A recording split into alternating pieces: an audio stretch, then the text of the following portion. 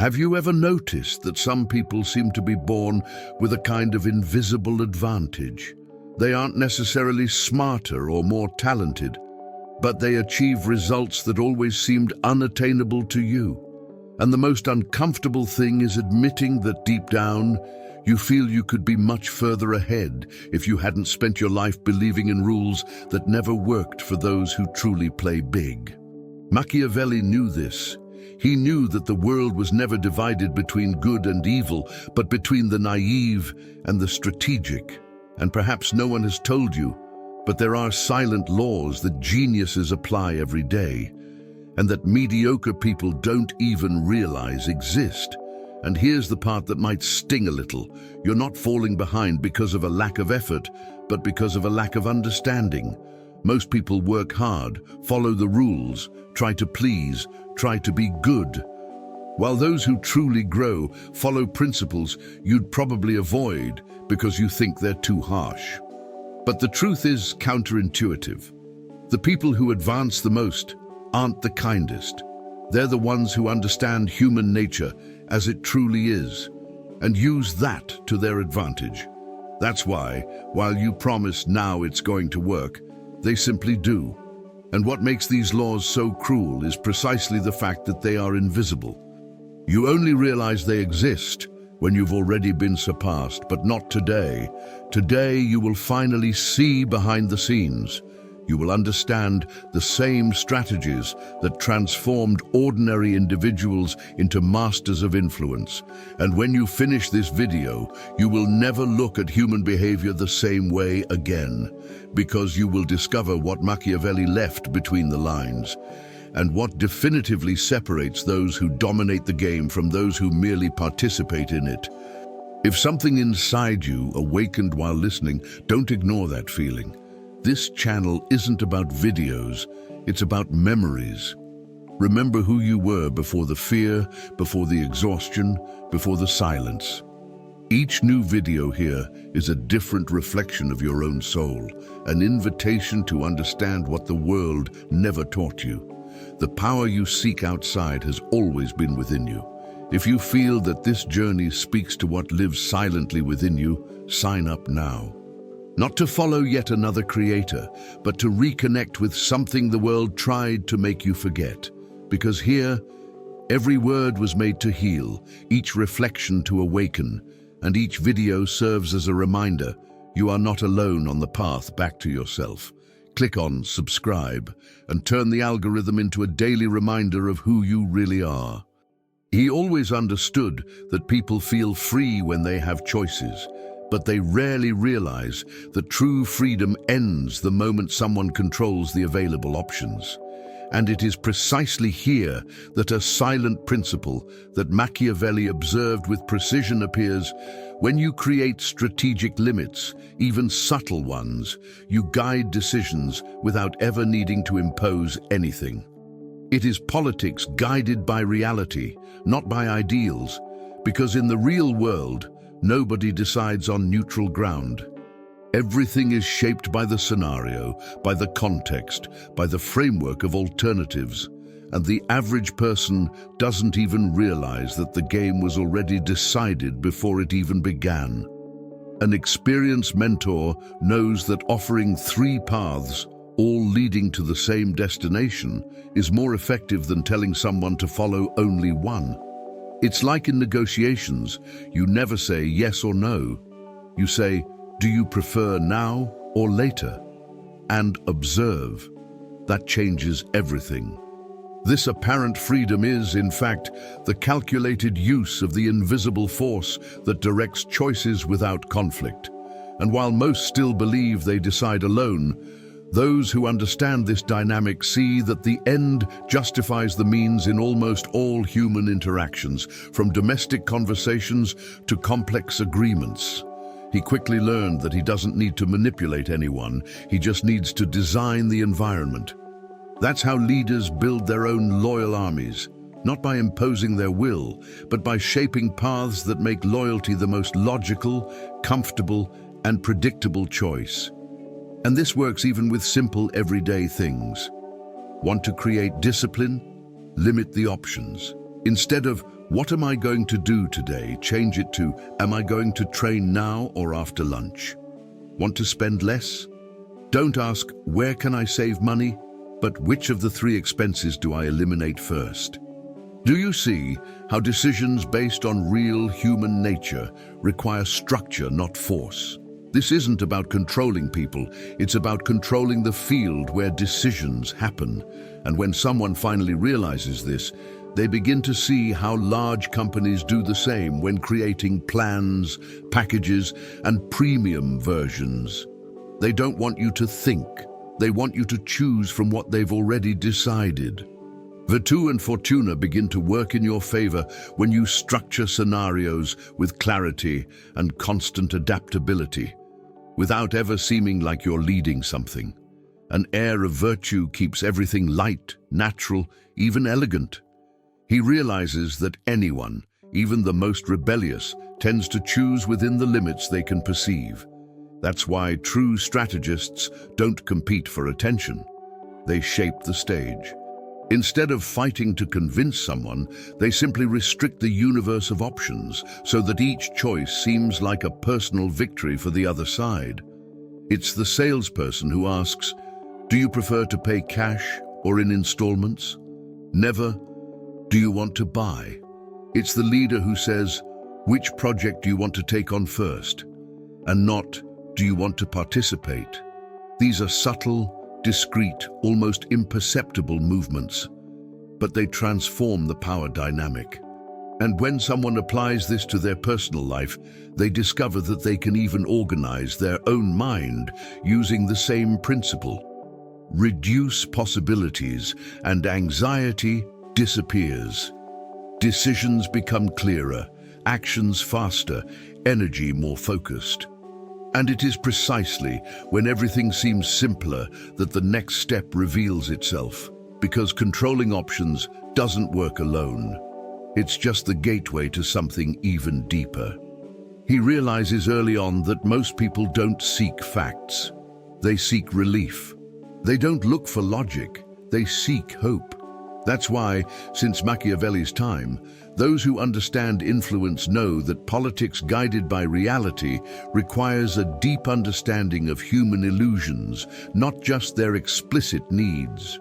When someone sells too much raw truth, they alienate. When they sell too much dreaming, they lose credibility. Power lies in the middle ground, promising what the person already wants to believe. Look at the book market, The Secret, The Power of Habit, Think and Grow Rich. They all prospered because they offered structured fantasies that fit what people want to feel. The end justifies the means when the message creates internal movement, not when it only provides information. And ironically, those who try to be too realistic lose ground to those who understand that human beings fear pain but follow enchantment. Better to be feared than loved, perhaps. But in the emotional realm, better to be desired than perceived. This is the calculated use of emotional force, not brute force, but symbolic, imaginary, irresistible force. He notes that fantasy isn't a lie, it's a framework. It's strategic storytelling. The appearance of virtue, when well used, allows for the transmission of difficult messages within stories that soften the impact. Great leaders have always done this. Jesus spoke in parables. Steve Jobs sold not computers, but a lifestyle. Fiction writers shape entire realities that make the reader see hidden truths. When you understand that people operate through internal images, not arguments, you begin to adapt your communication with much greater precision. Want to motivate someone? Don't say, you need to study more. Say, imagine yourself in 6 months with your job in dollars and your life finally under control. That's constant adaptability, adjusting the message to the fantasy that already exists within the person. Companies do this all the time. Nike doesn't sell sneakers, it sells overcoming challenges. Luxury brands don't sell handbags, they sell status. You can also do this ethically, as long as you respect decisions based on real human nature. He discovers over time that every human being harbors a central fantasy that guides their choices. whether it's to be recognized, to be loved, to be important, or simply to be free. When you learn to speak to this fantasy, you don't need to shout, push, or convince. You simply adjust your language and observe how the other person approaches you on their own. It's like a well-told story. It captivates not because it's true, but because it's possible. And by offering this possibility, you build something more powerful than love or fear. You build desire. Your own loyal armies are not made only of discipline, but of dreams that people want to realize together with you. And when you learn to enter this other person's imaginary world, you realize something profound. Every fantasy is a key, and every key unlocks a vulnerability. This understanding prepares the ground for the next stage, the one where true power begins to reveal itself in the details of the human soul. He realizes over time that no one is entirely strong. Every human being carries a hidden fear, a silent desire, an insecurity that they try to camouflage under the guise of virtue. And that's where the Machiavellian interpretation becomes evident. Understanding weaknesses is not malice, it's politics guided by reality, not by ideals. When you observe someone overreacting to a specific criticism, there is a weak point there. When someone gets too enthusiastic about praise, there is also a weak point there. And these details say more than any speech. Machiavelli knew that decisions based on real human nature depend on perception, not strength. The calculated use of force only exists after you identify where it is truly necessary. He learns, as a mentor, that paying attention to small deviations, the lowered gaze, the quickened breath, the smile that disappears for a split second, reveals more about a person than years of shared experiences. He understands that discovering a weak point isn't about exploiting it, but about understanding someone's emotional map. Imagine a leader who needs to motivate their team. Some respond to challenges, others to recognition, others to security. That's why Machiavelli said that loyal armies are only built when you know exactly what motivates each person. And interestingly, this also applies to personal relationships. Want to know how someone thinks? Observe what that person tries to hide. Want to know where they gain strength? See what they try to show. In negotiations, for example, if someone insists too much that they're not in a hurry, that's exactly where time becomes their advantage. This is virtu and fortuna working together, the ability to see, the luck of being attentive. That's why strategists spend more time observing than talking. While the mediocre try to impress, the wise try to understand. And when they understand, they adjust their constant adaptability to the gaps that the other reveals without realizing it. He learns that someone's weak point is rarely where they appear vulnerable. Often it's where they feign overconfidence. The loudmouth fears being ignored. The perfectionist fears failure. The controller fears abandonment. The person who says, "I don't care about money," is almost always preoccupied with it. That's why the end justifies the means for those seeking psychological clarity. You don't judge the behavior, you interpret the motivation behind it, and when you start to see this pattern, everything changes.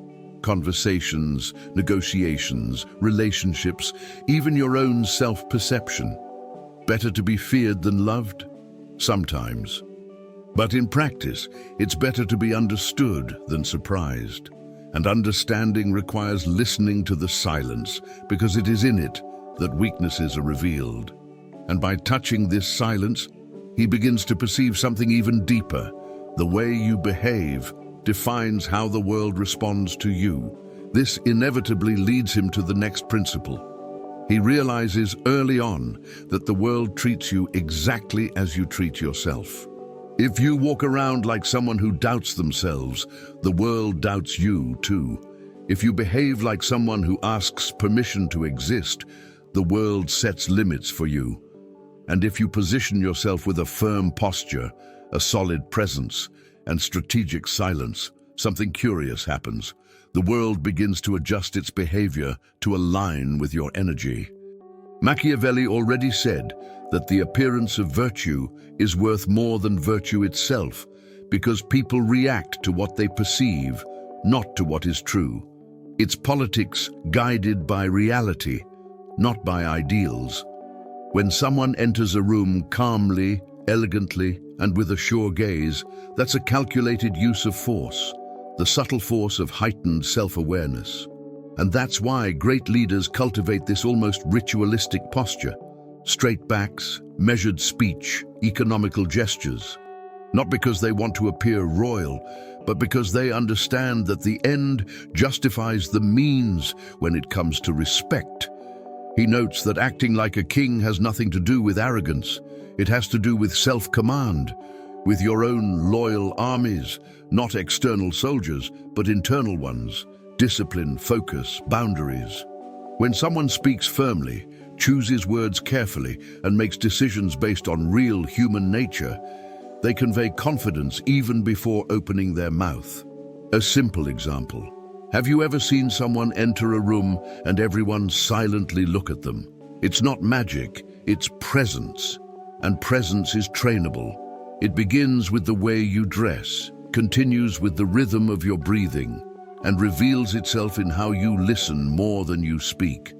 Constant adaptability is also part of it, because a king doesn't react impulsively. He calculates. Better to be feared than loved here gains another layer. It's not literal fear, but implicit respect. People respect those who respect themselves. And when you begin to cultivate this invisible mantle, something changes. Your energy begins to effortlessly shape the environment. He understands over time that acting like a king doesn't mean imposing authority, but rather living in an inner state where you don't compete for space, you occupy it. This is very different. An insecure leader tries to prove himself. A fulfilled leader simply exists. Consider modern examples. CEOs who speak little and move billions, teachers who silence the room simply by raising their hand, athletes who intimidate through their posture, not their words. This type of dominance comes from self-control, not external force. When you act with this presence, the world treats you as a reference. People consult you before deciding. They await your opinion. They adjust their own behavior so as not to disappoint you. This is virtu and fortuna in action, inner skill combined with external circumstances. And when someone reaches this state of silent authority, they inevitably discover that it's not enough to be respected. It's necessary to act at the right moment. And this understanding leads to the next principle, where time becomes the strategist's most precise weapon. He discovers, almost like a silent revelation, that it's not what you do that defines your power, it's when you do it. Machiavelli already warned that decisions based on real human nature require reading the times, not just the situation. A move that is too early provokes resistance, too late, it wastes opportunity. The strategist observes the social rhythm like someone listening to music. Each person, each environment, each relationship has its own beat. When he learns to perceive these invisible intervals, everything changes. It's like in the financial market. Even an excellent stock bought at the wrong time becomes a loss. A mediocre asset bought at the perfect time generates a fortune. This is politics guided by reality, not by romantic ideals that effort always pays off. It doesn't. The end justifies the means when timing transforms a simple gesture into a gigantic impact. And he who acts with calculated patience discovers that power resides between intention and the right moment to execute it. He notes that mastering timing is, above all, mastering oneself. Impulsiveness and haste are enemies of influence. Great names in history, from generals to entrepreneurs, only executed their plans when circumstances were ripe. Think of Jeff Bezos waiting for the internet to gain traction before aggressively scaling Amazon, or Warren Buffett, who doesn't buy companies for their shine, but for the strategic moment. The same applies to personal relationships. Sometimes silence is worth more than 1,000 arguments. Better to be feared than loved. Here it means something simple. Those who control their own time naturally intimidate those who live in a hurry. Virtù and fortuna also come into play, the ability to read the scenario and the luck of being attentive when the opportunity arises. Constant adaptability means adjusting your pace to what is happening, not to what you wanted to happen. And so, he learns that waiting can be the strongest blow. He realizes that perfect timing isn't guesswork, but observation. People reveal the right moment to act when they lower their guard, when they change their tone, when they ask for help without asking. Experienced negotiators know this. They only offer proposals when they perceive emotional fatigue on the other side. Leaders use this same logic with their own loyal armies. They motivate the moment the team needs it most, not when it's convenient for them. It even works in everyday life. Sending a message when the person is busy generates rejection. Sending it when they are receptive opens doors. This is calculated use of force, minimal, precise, silent. He begins to understand that mastering time is mastering the other person's perception.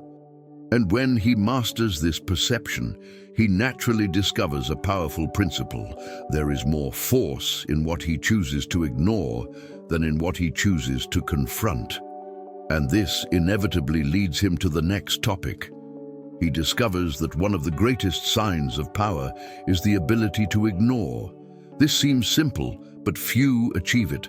Most waste energy trying to convince those who don't want to listen, change those who don't want to change, solve problems that don't even belong to them. Machiavelli knew that politics guided by reality requires focusing on what is within reach, not on fantasies about controlling everything. When someone provokes, criticizes, or tries to destabilize, reacting is surrendering control to the other. Ignoring, however, is a calculated use of force. It is declaring to the world, silently, that it doesn't have enough weight to deserve a response. The end justifies the means when silence preserves your peace, your strategy, and your energy. And ironically, it is in this silence that many enemies are confused because they expected an attack and received indifference. He learns that whoever controls their own attention controls their life. And from this understanding, he realizes that ignoring is not weakness, it is battle selection. He notes that ignoring doesn't mean running away, but prioritizing. If someone tries to provoke you to feel they have power over you, reacting is falling into the trap. If a situation is completely out of your control, insisting is self-sabotage. Great leaders choose their battles not by emotion, but by strategy. They have their own loyal armies, and they don't waste ammunition where there is no advantage. Constant adaptability comes in exactly here, knowing when it's time to adjust, retreat, or simply proceed in silence. Better to be feared than loved. In this context, it means something simple. Those who don't react easily create a mystery that intimidates more than long speeches. And this even applies to social media. While some fight in the comments, others grow in silence. Virtù and fortuna favor those who conserve mental energy and act only when the action is productive. This is the type of behavior that distinguishes the wise from the impulsive. He realizes that ignoring what he cannot control opens up space to control what truly matters. Emotions, decisions, priorities, vision. When he stops getting lost in pointless arguments, clarity emerges to see opportunities that were previously hidden by the noise. This silent maturity transforms his presence. People begin to consult him because they realize he only speaks when it's worthwhile, and this naturally increases his authority. This behavior creates an appearance of powerful virtue. He seems wiser, calmer, more strategic, not because he wants to impress, but because he has stopped competing with those who add nothing. And when someone learns to ignore the irrelevant, they discover an even more subtle skill, the ability to control perception through the right spectacle. at the right time. And that is precisely what opens the next principle, where emotion surpasses logic and image surpasses argument. He realizes that people don't remember what you say, but they always remember how you make them feel. Machiavelli already pointed this out when he stated that the appearance of virtue often matters more than virtue itself, because human beings react to the image, not the essence. In an increasingly fast-paced world, those who master the ability to create small emotional spectacles control public perception without needing brute force. This is politics guided by reality, not by ideals. A well-done presentation, an unexpected gesture, a striking presence, a brief speech at the right moment. All of this creates a greater impact than long, logical explanations. The end justifies the means when emotion opens doors that reason never could. Even great CEOs use this. Steve Jobs transformed product launches into true rituals. And a mentor quickly realizes that in everyday life, you can do the same, albeit on a smaller scale. He understands that creating a spectacle doesn't mean exaggeration, it means intention. It's the calculated use of emotional force. It's about controlling the environment, the narrative, the lighting, the posture, the pauses. A dedicated and loyal following doesn't follow a leader solely because of technical competence, but because they feel inspired by an image that touches them. This is virtù and fortuna working together, the ability to create presence and favorable circumstances to amplify it. And anyone can apply this. At work, a visually impactful presentation. In relationships, a deep and unexpected conversation. In personal life, a gesture of self-care that changes how the world perceives you. Constant adaptability also appears here, because each audience demands a different kind of spectacle. Some ask for impact, others silence. Some expect brilliance, others sobriety. The art lies in calibrating what you transmit to generate exactly the feeling you desire. He understands that spectacle is a tool of power, not because it deceives, but because it directs attention. In a world full of noise, whoever controls attention controls everything. Better to be feared than loved. Perhaps, but in the realm of perception, it's better to be impossible to ignore. And this isn't achieved with long words, but with striking images. Machiavelli knew that governing is, in many respects, staging. Not in the theatrical sense, but in the sense of playing a role that communicates strength, purpose, and clarity. When you create symbolic moments, people construct meanings around you. And when they construct meanings, they follow you without realizing it. This understanding naturally leads to a conclusion. Power is not given, it is taken. And whoever understands these silent laws of the human mind discovers an advantage that separates strategists from spectators. And it is precisely here that the central message begins to reveal itself more deeply. You've come this far, and now you can no longer pretend you don't know. The laws that govern human power have always been before you, silent, disguised as coincidence, hidden in gestures, choices, and postures that you've always noticed but never truly interpreted. The question is, what are you going to do about it? Will you continue living as if the world functioned through merit, goodwill, and hope? Or will you begin to act like someone who finally sees the game behind the game? Because from this point on, every decision you make reveals which side you're really on. The side of those who control their own lives, or the side of those who merely react to the actions of others. And perhaps this is the most important part. Nothing changes if you don't change the way you move. Which of these laws will you apply first? Which behavior do you need to abandon today? Which person do you need to observe with new eyes? Which limit should you have already set but postponed out of fear? It doesn't matter where you are now. What matters is what you decide to do from now on. What are you willing to sacrifice to finally stop living as a supporting character in your own story? because the difference between those who grow and those who stagnate is courage. Courage to see, courage to act, courage to take responsibility for your own potential. If this video stirred something within you, even just a millimeter, then continue this journey. Subscribe to the channel, turn on notifications, and stick around. Here, you won't hear generic advice or empty motivational phrases. You'll truly learn how to become someone impossible to ignore. And then I ask you, are you ready to take control of your story? Or do you still prefer to believe that the world will change on its own?